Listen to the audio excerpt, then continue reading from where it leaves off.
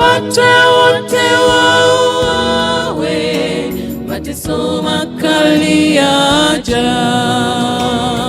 Dhiki kuu kwa wanadamu yaja, hakuna kuuza wala kununua. Watu wa Mungu tutateswa, tusipokuwa na alama ya mnyama. Umejiandaje kwa kipindi kigumu? Dhiki kuu kwa wanadamu yaja, hakuna kuuza wala kununua. Watu wa Mungu tutateswa, tusipokuwa na alama ya mnyama. Umejiandaje kwa kipindi kigumu?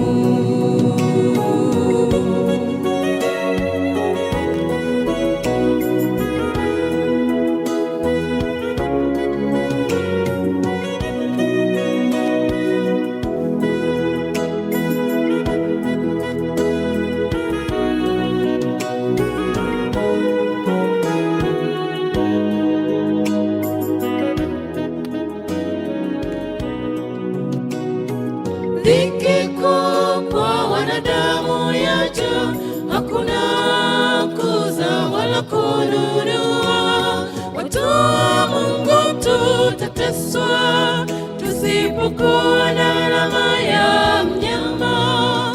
Umejiandaje kwa kipindi kigumu?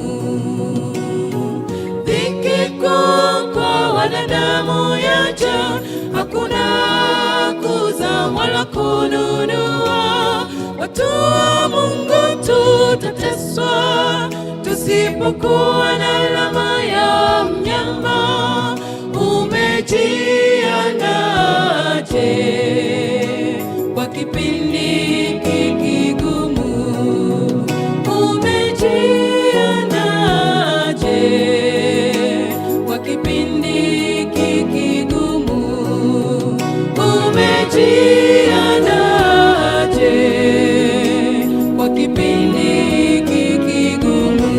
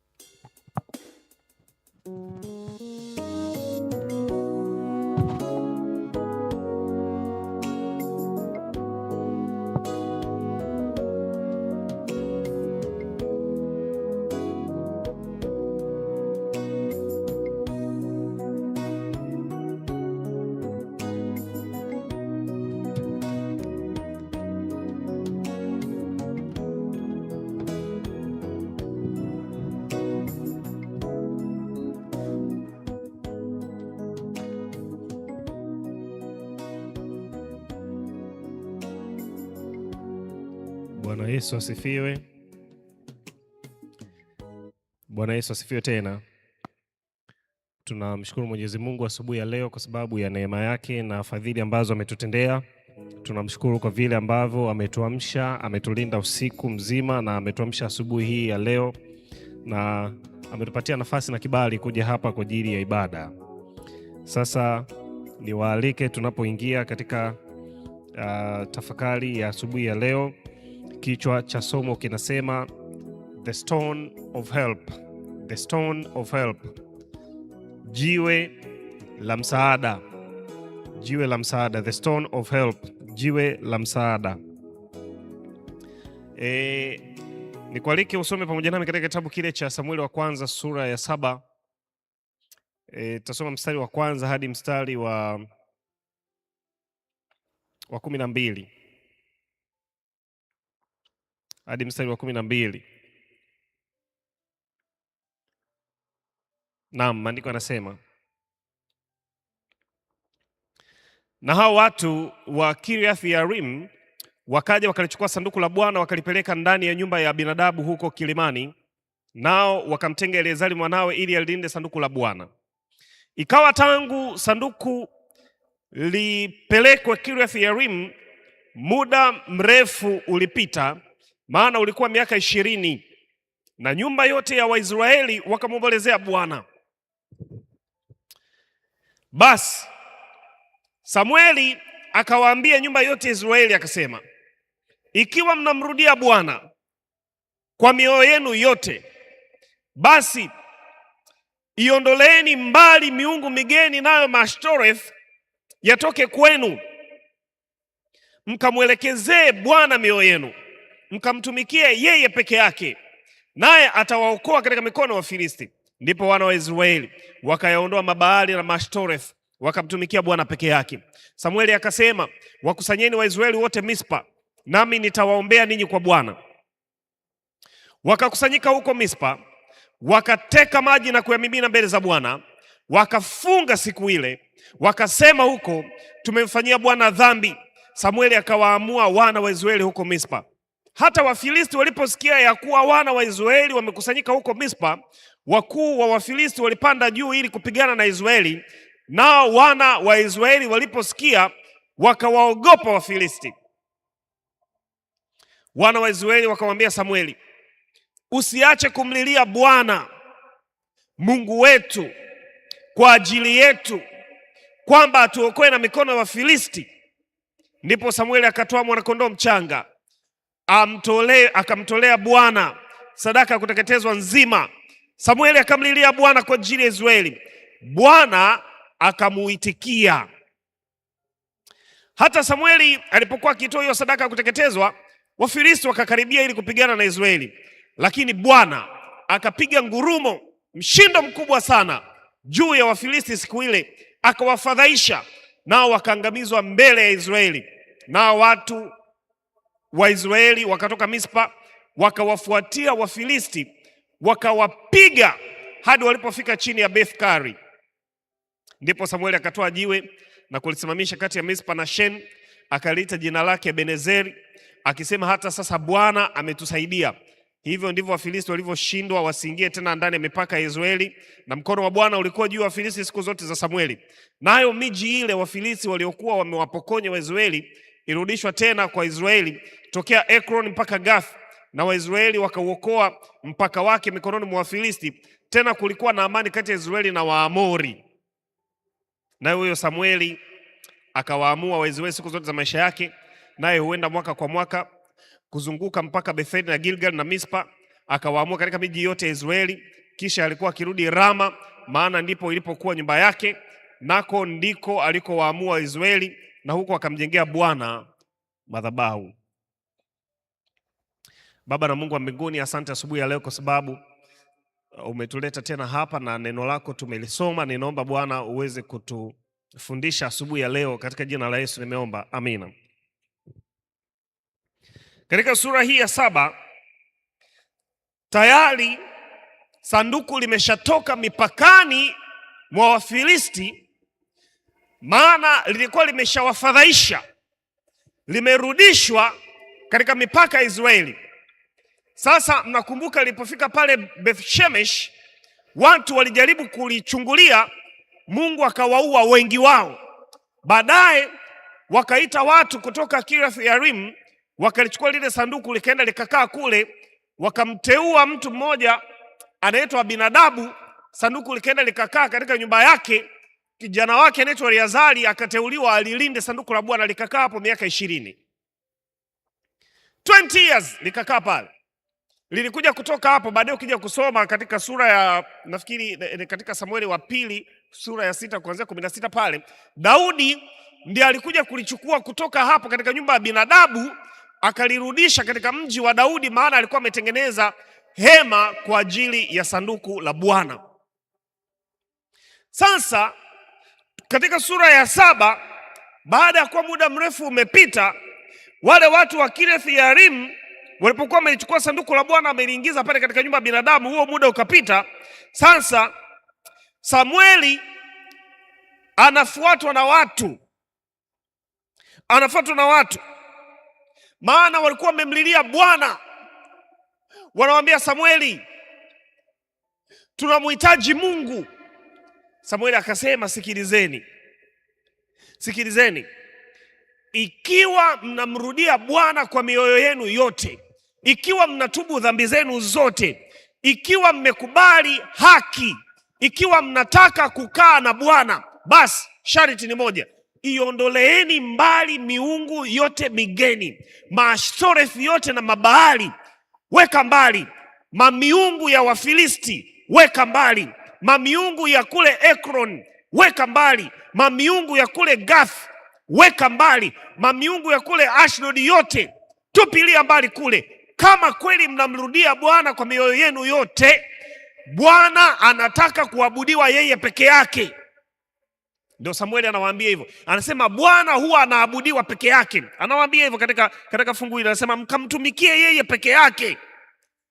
Mungu huwa anaabudiwa peke yake. Mungu hataki kuchanganywa na vitu vingine. Miungu ya Wafilisti, miungu migeni, yale mamiungu mageni yale, Mungu hataki kuchanganywa nayo, anaabudiwa peke yake. Kwa hiyo ikiwa mnamrudia Bwana, sharti ni moja: muabuduni peke yake. Muabuduni peke yake. Bwana Yesu asifiwe. Wana wa Israeli wakasema ni hiyo tu, hamna shida. Wakaenda wakachukua yale mabaali wakavunja, wakachukua yale madagoni wakavunja, wakachukua yale mastoreth yale wakavunja, wakaondoa, wakatupa mbali, wakachoma moto zile madhabahu zote za juu walikuwa wamepandisha, wakayachoma yote moto. Alafu baadaye Samueli akawaambia, sasa sikilizeni, kwa sababu mmeshavunja sasa mamiungu yote mmetoa, sasa sikilizeni, nendeni mkapige mbiu katika Israeli nzima, muwaite watu waje mpaka hapa Mispa, waje hapa, mimi nitawaombea kwa Bwana. Mbiu ikapigwa mbiu mpakani kote kwa Israeli, watu wakaja mpaka pale Mispa. Walipokuja pale Mispa, maandiko anasema yule Samueli akachukua mnyama. Ndio maandiko anasema hivyo. Anasema Wafilisti siku ile Samueli akachukua kondoo mchanga, katika mstari ule wa 9 akachukua kondoo mchanga. Sasa nilikuwa nasoma kwenye hii Patriarchs and Prophets, nilikuwa nasoma hapo, anasema hivi, wale Wafilisti sio kwamba walikuwa wamelala, walikuwa na intelligence yao. Sasa mbiu ilipopigwa mpakani kote, watu wakaja, walipofika hapo Mispa, intelligence ya Wafilisti ikawaambia kwamba Waisraeli wamekusanyika hapo. Kwa hiyo wao wakatafsiri ile ibada ya siku hiyo, Wafilisti wakatafsiri kuwa ni kikao cha vita. Hiyo ndio ilikuwa tafsiri. Wakatafsiri kwamba Waisraeli wamekaa wanapanga vita, kumbe Waisraeli wameenda katika ibada, wanamrudia Mungu wao. Wafilisti wanatafsiri ni kikao cha vita. Kwa hiyo wakaorganize jeshi ili liende kuwapiga Waisraeli kabla hawajajipanga. Sasa wakati wanaendelea pale, nikawa na tafakari kwamba hawa Waisraeli wameenda kuomba, wanasema tumemkosa Bwana. Alafu Wafilisti wanasema hawa watu wanataka vita, na ni jambo la kutisha. Baadaye kuna kitu kimoja, Waisraeli wakafanya kitu kimoja kizuri sana, ambacho nilikuwa nakitafakari hata katika maisha yangu binafsi. Wanasema hivi, ngoja nikuoneshe hapa. Wanasema wale watu wakafunga, wakamwaga maji mbele ya Bwana, wakasema tumefanyia Bwana dhambi. Alafu anasema Samueli akawaamua watu huko Mispa. Lakini Wafilisti walipokuja, wana wa Israeli waliposikia wakawaogopa Wafilisti. Alafu baadaye wana wa Israeli wanasema hivi, sikiza, wanasema wana wa Israeli wakamwambia Samueli, usiache kumlilia Bwana Mungu wetu kwa ajili yetu, kwamba atuokoe na mikono ya Wafilisti. Angalia maneno yale. Wafilisti ndio wale wanakuja Wana wa Israeli hawamwambii Samueli tukusanyie jeshi au tuweke mikakati au tuweke mipango au tukusanye silaha au tufanye nini. Wanamwambia usiache kuomba, do not cease to pray. Yani Wafilisti wanakuja, lakini wana wa Israeli hawasemi kwamba tu organize jeshi. Walikuwa wanaona kwamba tatizo lao haliwezi kuwa solved katika hali ya kawaida. Tatizo lao ilikuwa ni kwamba wanahitaji Mungu aingilie kati. Na hapa palikuwa na mambo mawili. Tayari pana Wafilisti, lakini pia hapa palikuwa na miungu migeni. Tayari wameshamalizana na lile tatizo la miungu migeni, wamemaliza, wameweka pembeni, wamekubali kumrudia Bwana. Lakini liko tatizo la Wafilisti. Liko tatizo la Wafilisti.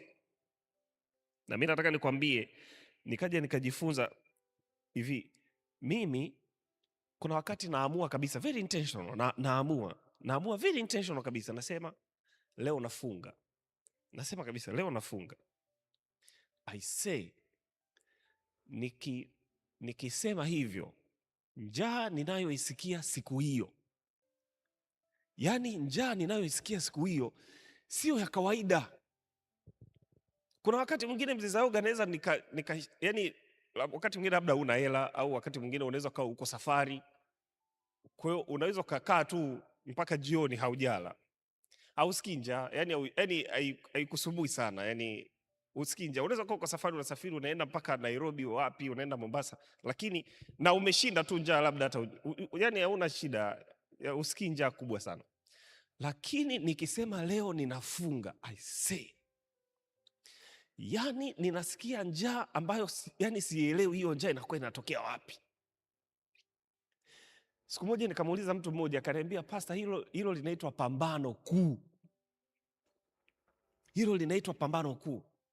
Yani ukishasema kuanzia leo mimi nataka niwe mwaminifu katika zaka, yani ndio balaa sasa, yani ndio vitu vinatokeza vya ajabu. Yani Waisraeli waliposema sisi tumeamua kuweka Mashtoreth pembeni na Mabaali pembeni, yani ndio Wafilisti sasa wakaja. Ungetarajia kwamba baada ya Waisraeli kusema tunaweka yale Mashtoreth pembeni, ndio sasa Wafilisti wangeacha kuja. Lakini baada ya kuwa wameweka Mashtoreth pembeni, ndio Wafilisti sasa wanakuja tena, wamejipanga, wamekuja na jeshi, wana silaha za kisasa za wakati huo. Yani ndio maadui wanakuja baada ya kuwa Waisraeli wamerudi kwa Mungu. Unajua wanasemaje? Kitu kilichonifurahisha, wanamwambia Samueli, usiache kutuombea kwa Bwana. Do not cease to pray. Na mimi nataka niwaambie asubuhi ya leo, hata kama hatari ipo karibu kiasi gani, usiache kuomba.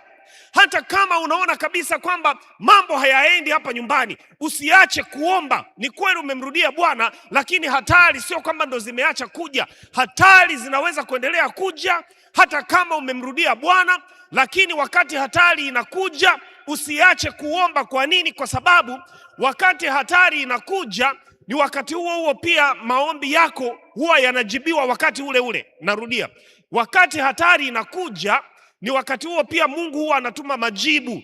Kwa hiyo usiache kuomba eti kwa sababu hatari ipo karibu. Mkumbuke Danieli alikuwa anaomba siku 21.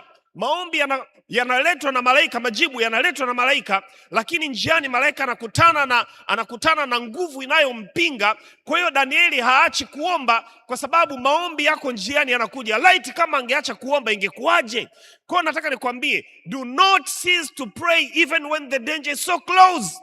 Usiache kuomba hata kama hatari ipo karibu. Usiache kuomba hata kama unaona mambo hayaendi. Usiache kuomba hata kama unaona nyumbani panasumbua. Usiache kuomba hata kama watoto wako wamekengeuka. Usiache kuomba hata kama mume wako ametoroka. Usiache kuomba hata kama kazini panasumbua. Usiache kuomba hata kama biashara inasuasua. Usiache kuomba. Haleluya! Usiache kuomba even when the danger is so close. Usiache kuomba. Bwana Yesu asifiwe.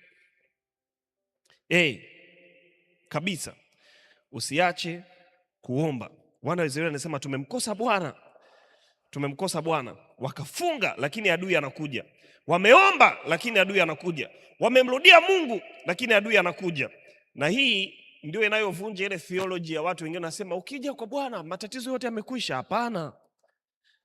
Mengine hayaondoki mara moja, lakini nachoweza kuashia ni kwamba unaweza ukawa umefanya uamuzi sahihi kabisa wa kumrudia Bwana na vita ndio vinaongezeka. Baada ya kuamua kuwa mwaminifu, unaona changamoto yanakuja, lakini nataka nikuhakikishie Mungu yuko na wewe na hajakuacha. Mungu yuko na wewe. Basi baada ya hapo, katika mstari wa 10 maandiko yanasema hata Samueli alipokuwa akiitoa hiyo sadaka ya kuteketezwa, Wafilisti wakakaribia ili wapigane na Israeli, lakini Bwana akapiga ngurumo, mshindo mkubwa sana, na Wafilisti wakafadhaishwa siku ile. Yaani nilikuwa najaribu kutazama hapa, Wafilisti wamekaribia, Waisraeli wana hofu, alafu maandiko yanasema Bwana akapiga radi kwa sauti kuu siku ile juu ya Wafilisti akawafadhaisha. Walianza vita siku hiyo sio Waisraeli, ni Mungu ndo alianza vita. Wafilisti walikuja na silaha, Wafilisti walikuja wamejipanga na jeshi. Waisraeli hawakuanzisha ile vita, alianzisha ile vita ni Mungu. Wafilisti wamejiandaa kupigana na Israeli.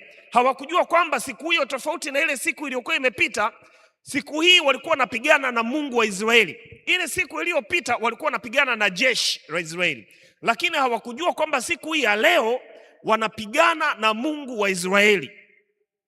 Kuna wakati Mungu anakuacha ufike mahali ambapo nguvu zako hazitoshi, ili ujifunze tofauti kati ya Mungu amenisaidia kupigana na Mungu amenipigania. Kuna tofauti ya mambo mawili.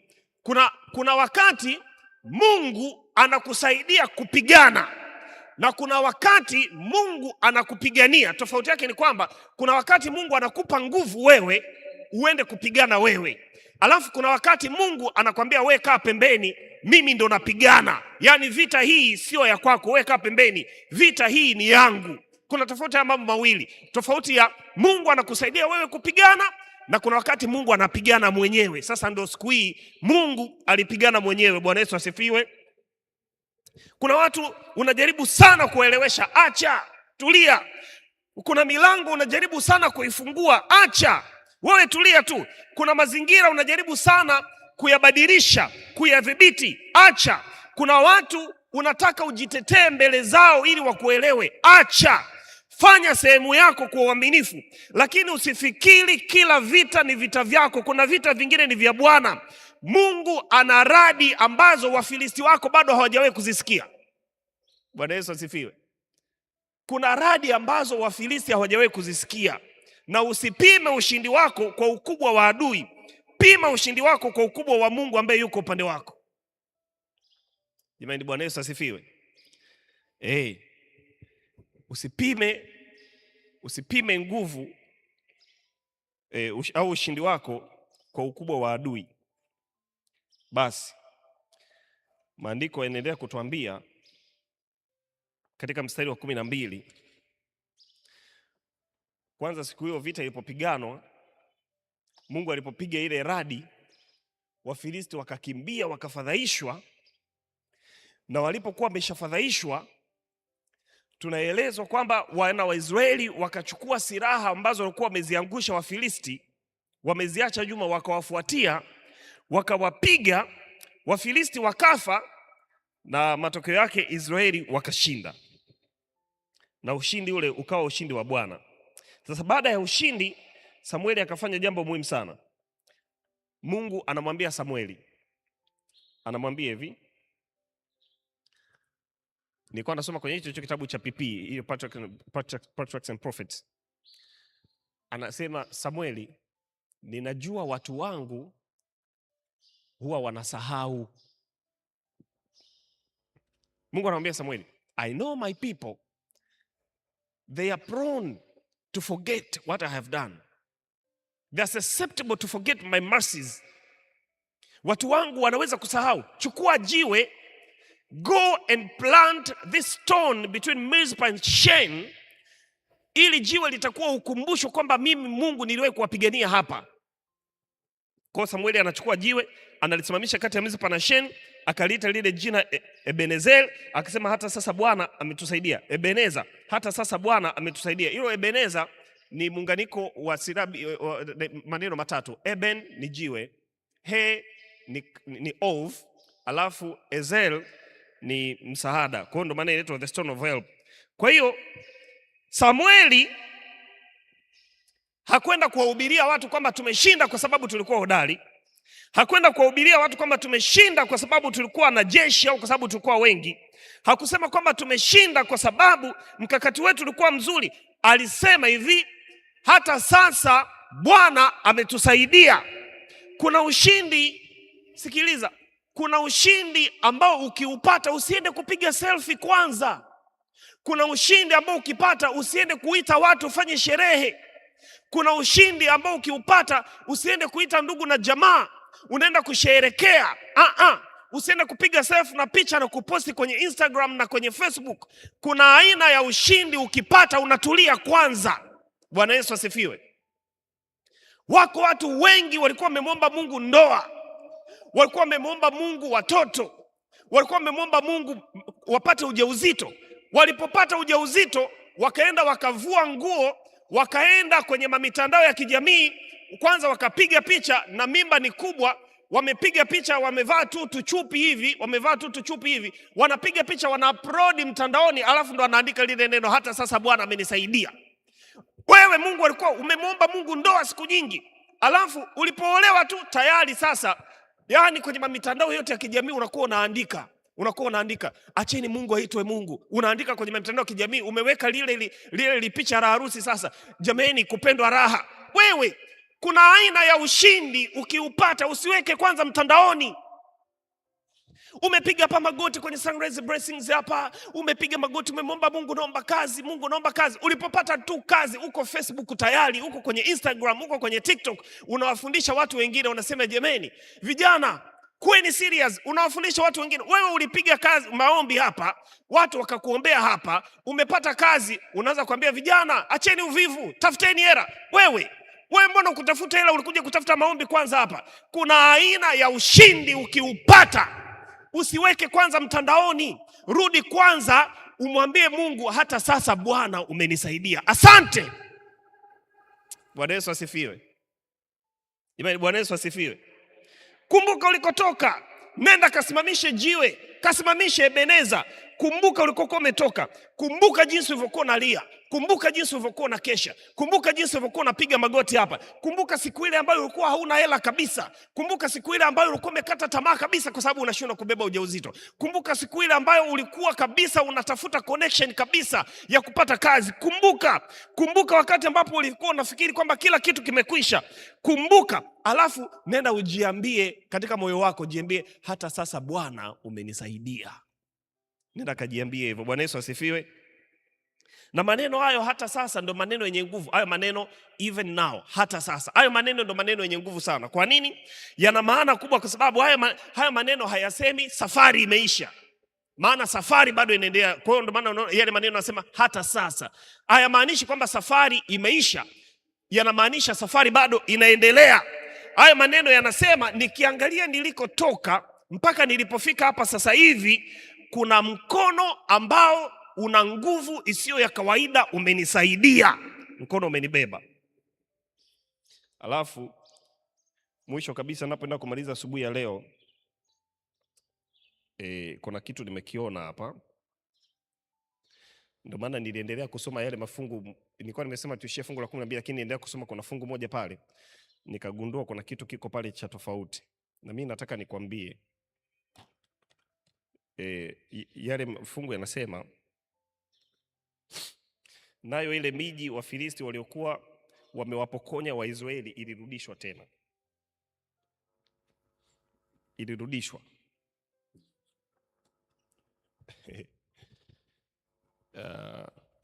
Ngoja nikwambie asubuhi ya leo mnapoondoka hapa kwenda katika kazi zenu,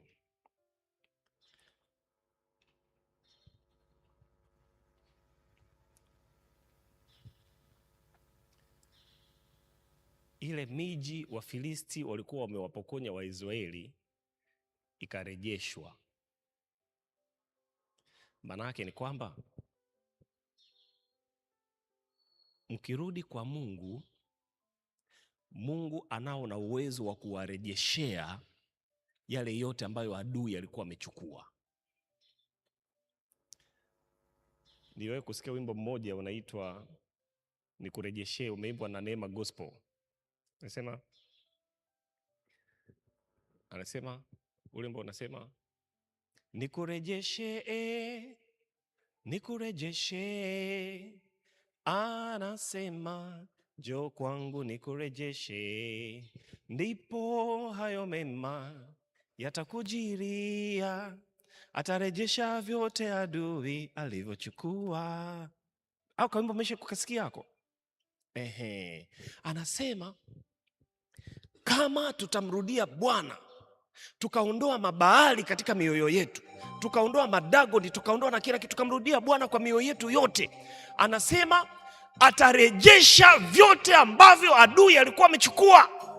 Ile miji ambayo Wafilisti walikuwa wameiteka, wameikalia, miji wana wa Israeli kuanzia Gath mpaka Ekron, anasema yote ikarejeshwa na kukawa na amani, na mataifa mengine kama wana wa Amoni na wa Moabi wote wakafata utaratibu huo. Hawakuwavamia wana wa Israeli katika siku zote alizokaa Samueli, kwa sababu kama tutarudi kwa Bwana kwa mioyo yetu yote, Bwana anao na uwezo wa kurejesha vyote adui alivyochukua.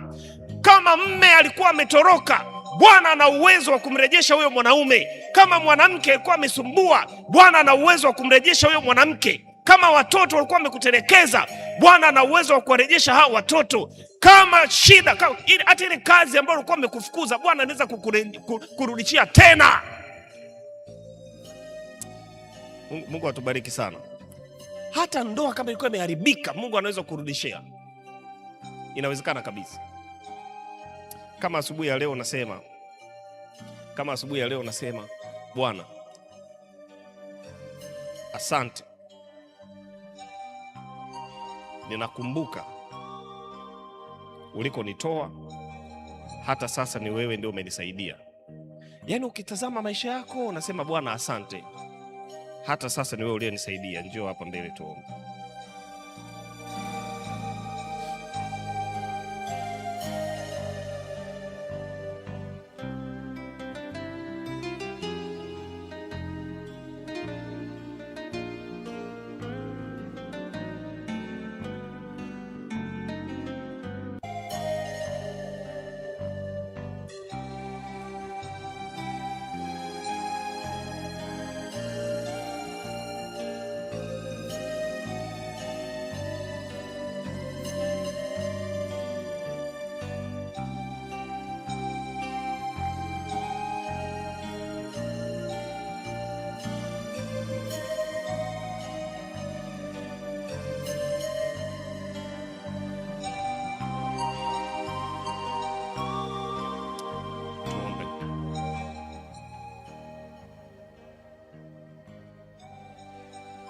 Baba na Mungu wa mbinguni,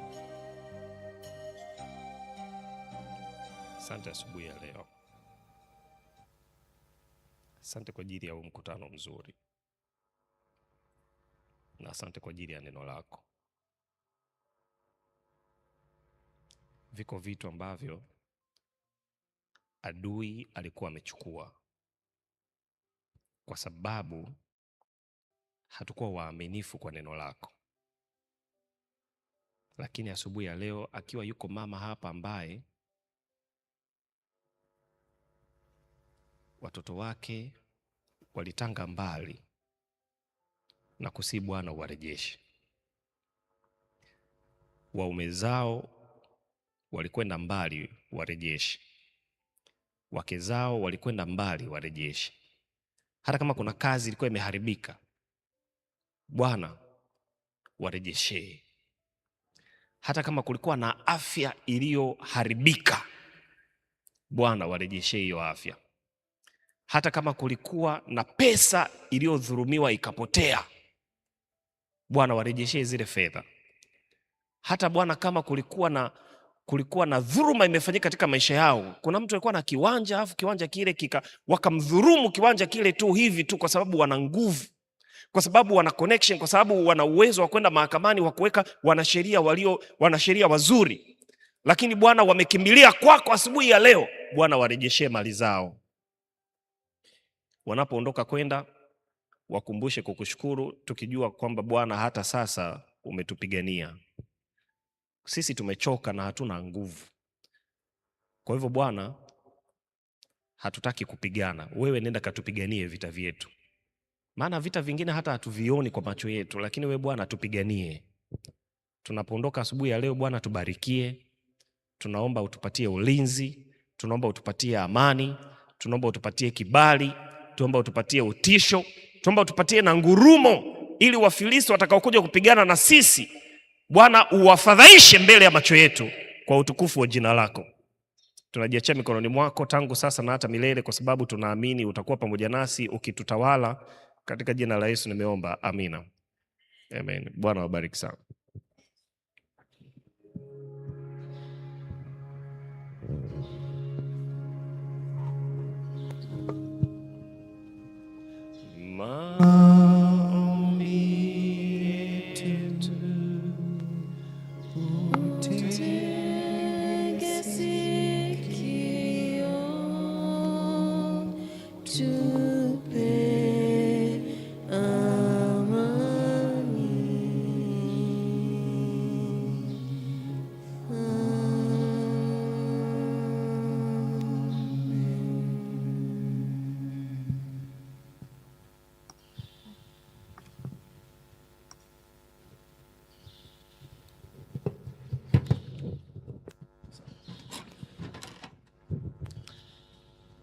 Tulianza safari hii siku ya Jumatatu na mada inayosema kuitwa na kufinyangwa, na tulianza safari hii tukiwa na mchungaji Emmanuel Makole, na leo imekuwa ni tamati ya juma hili. Emmanuel Makole, mchungaji, tunakushukuru sana kwa kutenga muda wako. Najua ilikuwa ni sadaka pia ya usingizi. Kuna muda uliamka, roho ilikuwa radhi, lakini mwili ulikuwa dhaifu, lakini ulikuja. Mungu akubariki sana. Kwa niaba ya kanisa tunatambua mchango wako, huduma yako. Mungu akubariki wewe na familia yako. Dada Anastasia Mwenda, Mungu akubariki kwa huduma yako ya kesha la asubuhi na maombi. Umefanyika baraka kwa kanisa katika maombi ya juma hili. Kwaya zote ambazo zimehudumu hapa umefanyika kwa baraka katika juma hili. Mungu awabariki sana. Together in Christ ambao pia leo wanahitimisha juma hili, Mungu awabariki sana. Watu wa media wamefanya jambo kubwa tena zuri. Kepo Singo, Sabato, Alex na wengine wote mmekuwa baraka sana. Kwa namna kipekee washiriki mliofika hapa kanisani, Mungu awabariki sana. Mmetoa sadaka kubwa, na wengine mnatufuatilia kwa njia ya mtandao, mko wengi sana. Nyie mbarikiwe na Bwana. Niwatakie siku njema. Leo saa 11:30 tutakuwa hapa kwa ajili ya ufunguzi wa Sabato. Neema ya Bwana iwe pamoja nasi katika jina la Yesu Kristo. Amina.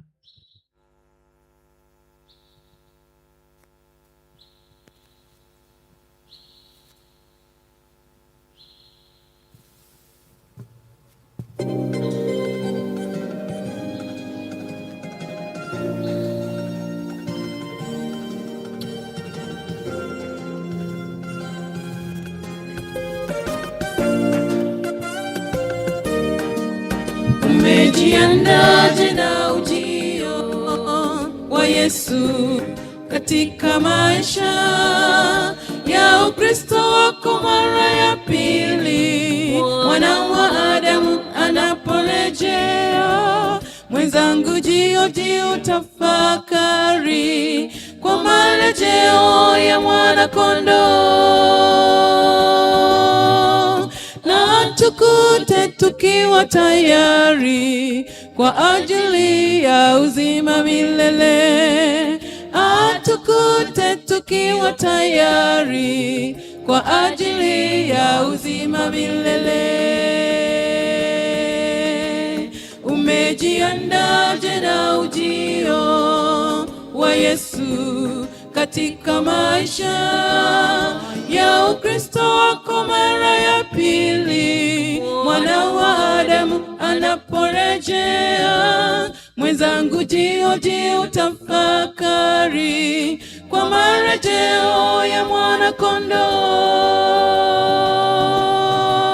Atukute tukiwa tayari kwa ajili ya uzima milele. Atukute tukiwa tayari kwa ajili ya uzima milele.